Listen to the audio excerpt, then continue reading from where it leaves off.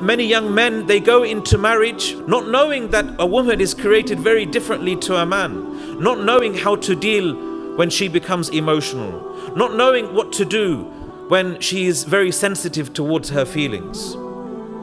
So as a result, it becomes a shock to the man when he becomes married, and he realizes he has married someone who is very different to him.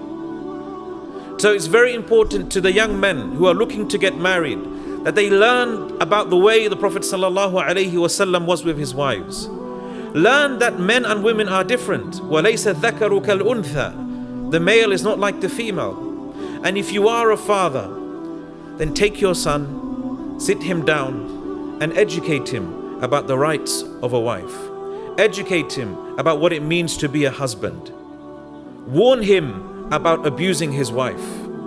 Warn him about not oppressing his wife, because this is a reality that we see day in and day out, my dear brothers.